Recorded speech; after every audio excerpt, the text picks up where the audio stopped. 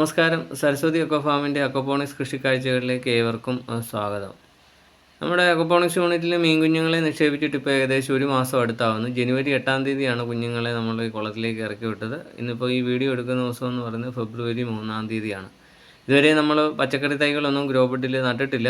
കാര്യം grow bed കറക്റ്റായിട്ടൊന്ന് എസ്റ്റാബ്ലിഷ്ഡായി ചെടിക്ക് വളരാൻ ആവശ്യമായ നൈട്രേറ്റ് ആയിട്ട് ആണ് നമ്മൾ ഇതിൻ്റെ അകത്ത് ചെടികൾ നട്ടു കൊടുക്കുന്നത്. കാര്യം അല്ലാതെന്നുണ്ടെങ്കിൽ ചെടിക്ക് വളരാൻ ആവശ്യമായ മൂലകങ്ങളൊന്നും ഈ വെള്ളത്തിൽ വന്നിട്ടുണ്ടാവില്ല. അപ്പോൾ അതിന് ചെടികൾ വെക്കുന്നതിന് മുന്നോടിയായിട്ട് ഒന്നുകൂടെ ഒന്ന് കൺഫേം ചെയ്ത് നോക്കുകയാണ് നൈട്രേറ്റൊക്കെ അതിൻ്റെ ആവശ്യത്തിനുള്ള അളവിൽ എത്തിയിട്ടുണ്ടോ എന്നുള്ളത്. പീരിയോഡിക്കായിട്ട് നമ്മളിത് ചെക്ക് ചെയ്യുന്നുണ്ടായിരുന്നു. ഇപ്പോൾ കഴിഞ്ഞ ആഴ്ച നോക്കി, ഇപ്പോൾ ഈ ആഴ്ചയും കൂടെ ഒന്ന് നോക്കുകയാണ്. അപ്പോൾ ആവശ്യ അളവിൽ കാണും. APIയുടെ ടെസ്റ്റിംഗ് കിറ്റാണ് ഉപയോഗിക്കുന്നത്. അതിൻ്റെ കൂട്ടത്തിൽ കിട്ടുന്ന ഒരു ടെസ്റ്റ് ട്യൂബാണ്. ആ ടെസ്റ്റ് ട്യൂബിൻ്റെ അകത്തേക്ക് 5 ml വെള്ളം എടുക്കുക. 4ഓളം കണ്ടൻറ്റുകൾ നമുക്ക് ടെസ്റ്റ് ചെയ്യാനായിട്ട് പറ്റും. pH, ammonia, nitrate. അപ്പോൾ ടെസ്റ്റ് ട്യൂബിൻ്റെ അകത്ത് 5 ml വീതം വെള്ളം എടുക്കുക. അതിനുശേഷം അതിൻ്റെ കൂട്ടത്തിൽ കിട്ടിയിരിക്കുന്ന ആ സൊല്യൂഷൻ ഉപയോഗിച്ച് ഈ വെള്ളത്തിലേക്ക് ഒഴിച്ചിട്ടാണ് നമ്മൾ ടെസ്റ്റ് ചെയ്യുന്നത്. എല്ലാവർക്കും അറിയാവുന്ന ഒരു കാര്യമാണ്. അപ്പോൾ pH ആദ്യം ഒന്ന് ടെസ്റ്റ് ചെയ്യാം. ആ ബോട്ടിലെല്ലാം എഴുതിയിട്ടുണ്ട് എത്ര തുള്ളിയാണ് നമ്മൾക്ക് ഒഴിക്കേണ്ടതെന്നുള്ളത്. സിമ്പിളായിട്ടുള്ള കാര്യമാണ്. പിന്നെ ഇത്രയും വില കൂടിയ ഒരു ടെസ്റ്റിംഗ് കിറ്റ് ആയതുകൊണ്ട് എല്ലാവരും ഒന്നും മേടിക്കണമെന്നില്ല. വലിയ യൂണിറ്റൊക്കെ ചെയ്യുന്നവർ മാത്രം മേടിച്ചാലും മതി. ഒരു 3 തുള്ളി ഇതിൻ്റെ അകത്തേക്ക് ഒഴിക്കുക. എന്നിട്ട് അതൊന്ന് ഷെയ്ക്ക് ചെയ്തിട്ട് മാറ്റി വെക്കുക. ഒരു 5 മിനിറ്റോളം വേണം കളർ ഡെവലപ്പ്. അടുത്ത അമോണിയാണ് ടെസ്റ്റ് ചെയ്യുന്നത്. അമോണിയ ടെസ്റ്റ് ചെയ്യാനായിട്ട് ഇതിൻ്റെ കൂട്ടത്തിൽ ഒരു 2 ബോട്ടിലാണ് കിട്ടുന്നത്. ബോട്ടിൽ 1ഉം ബോട്ടിൽ 2ഉം. അപ്പോൾ അതിൽ നിന്ന് 8 തുള്ളി വീതമാണ് നമ്മൾ ഈ ടെസ്റ്റ് ട്യൂബിൻ്റെ അകത്തേക്ക് ഒഴിക്കുന്നത്. ഒന്നാമത്തെ ബോട്ടിലിൽ നിന്ന് ഒരു 8 തുള്ളി, രണ്ടാമത്തെ ബോട്ടിലിൽ നിന്നും 8 തുള്ളി.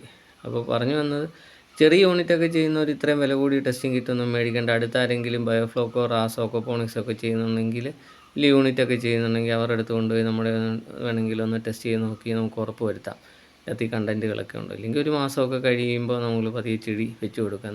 ഞങ്ങളുടെ ഒരു എക്സ്പീരിയൻസിൽ ഒരു മാസമൊക്കെ ആകുമ്പോഴത്തേക്ക് ഇത് കറക്റ്റായിട്ട് എസ്റ്റാബ്ലിഷ്ഡ് ആകത്തുള്ളൂ. അപ്പോൾ രണ്ടാമത്തെ ബോട്ടിലിൽ നിന്നും ഒരു 8 തുള്ളി ടെസ്റ്റ് ട്യൂബിൻ്റെ അകത്തേക്ക് ഒഴിച്ച് നമുക്ക് മാറ്റി വെക്കാം.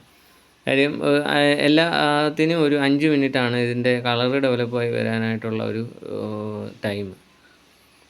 ഇനി നൈട്രൈറ്റ്, അമോണിയ കഴിഞ്ഞ് കഴിഞ്ഞാൽ നൈട്രൈറ്റ്. ആദ്യം അമോണിയ, അത് കഴിഞ്ഞ് കൺവേർട്ടായി നൈട്രൈറ്റ് ആണ് ഫോമിലോട്ടാണ് വരുന്നത്. അത് കഴിഞ്ഞാണ് പിന്നെ ചെടിക്ക് വേണ്ട നൈട്രൈറ്റ് രൂപത്തിലേക്ക് വരുന്നത്. നൈട്രൈറ്റ് ചെക്ക് ചെയ്യാനായിട്ട് 5 തുള്ളിയാണ് ആവശ്യമായി വരുന്നത് 5 ml വെള്ളത്തിൽ. എളുപ്പമാണ്. ടെസ്റ്റ് ട്യൂബിൽ ഒരു വെള്ള വരയൊക്കെ ഇട്ടിട്ടുണ്ട്. അപ്പോൾ ആ ഒരു അളവിൽ വെള്ളം എടുത്ത് ടെസ്റ്റ് ചെയ്യാനുള്ളതേ ഉള്ളൂ. എല്ലാവർക്കും കോമൺ ആയിട്ട് അറിയാവുന്നൊരു കാര്യമാണ്. ഇനി അറിയാത്ത ആരെങ്കിലും ഉണ്ടെങ്കിൽ മനസ്സിലാകാൻ വേണ്ടിയിട്ടൊന്ന് പറഞ്ഞു തന്നുള്ളൂ. അത് നൈട്രേറ്റ് പച്ചക്കറി തൈകൾ വെക്കുന്നതിന് മുമ്പായിട്ട് നമ്മൾ കൺഫേം ആക്കുന്ന ഒരു ഘടകമാണ് നൈട്രേറ്റ്. ഈ രൂപത്തിലേക്ക് വരുമ്പോഴാണ് നമ്മൾ തൈകൾ വെച്ച് കൊടുക്കുക. അതിന് 2 ബോട്ടിലാണ്, ബോട്ടിൽ 1ഉം 2ഉം. ബോട്ടിൽ 1ൽ നിന്ന് ഒരു 10 തുള്ളിയാണ് 5 ml വെള്ളത്തിലേക്ക് ഒഴിക്കേണ്ടത്.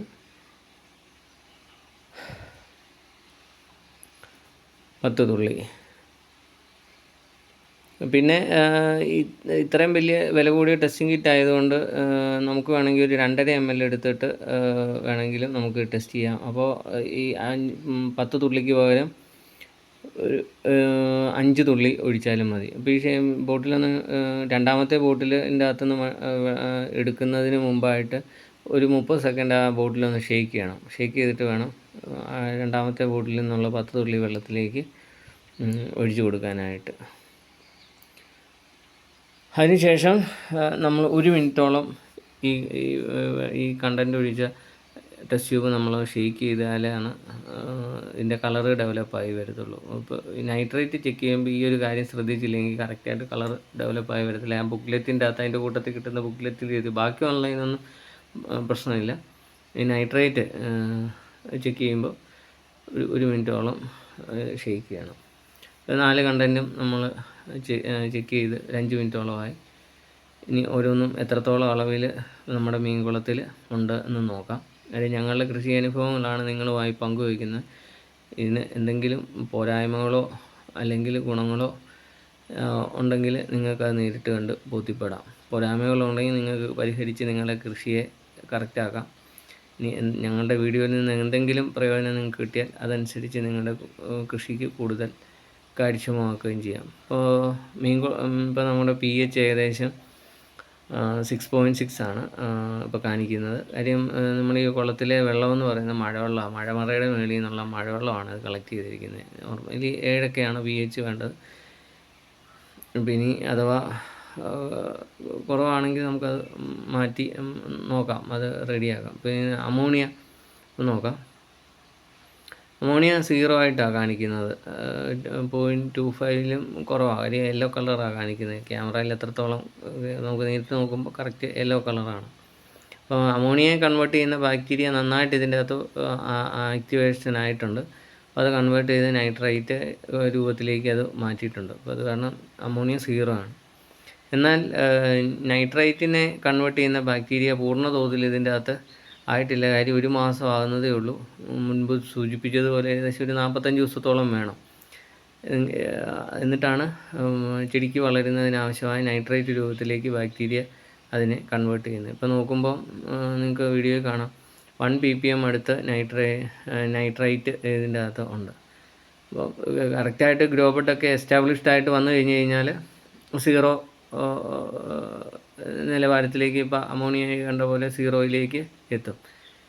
ഇനി അവസാനത്തെ കണ്ടൻ്റായ നൈട്രേറ്റ്, ചെടിക്ക് വളരുന്നതിനാവശ്യമായ നൈട്രേറ്റ് അതിൻ്റെ കളർ നോക്കുമ്പോൾ ഏകദേശം 20 ppm. അപ്പോൾ നമ്മുടെ ഗ്രോബഡിൻ്റെ അകത്ത് നൈട്രേറ്റിൻ്റെ സാന്നിധ്യം കണ്ടു തുടങ്ങി. അതിപ്പോൾ ഒരു 20 ppmലോട്ട് എത്തിയിട്ടുണ്ട്. അപ്പോൾ നമുക്ക് പച്ചക്കറി തൈകൾ ഗ്രോബഡിൽ വെച്ച് കൊടുക്കണം. നിങ്ങൾക്ക് ഈ വീഡിയോ പ്രയോജനപ്പെട്ടു എന്ന് കരുതുന്നു. പ്രയോജനപ്പെട്ടാൽ ലൈക്ക് ചെയ്യാനും ഷെയർ ചെയ്യാനും സബ്സ്ക്രൈബ് ചെയ്യാനും മറക്കില്ലല്ലോ. തൽക്കാലം നിർത്തുന്നു. നന്ദി, നമസ്കാരം.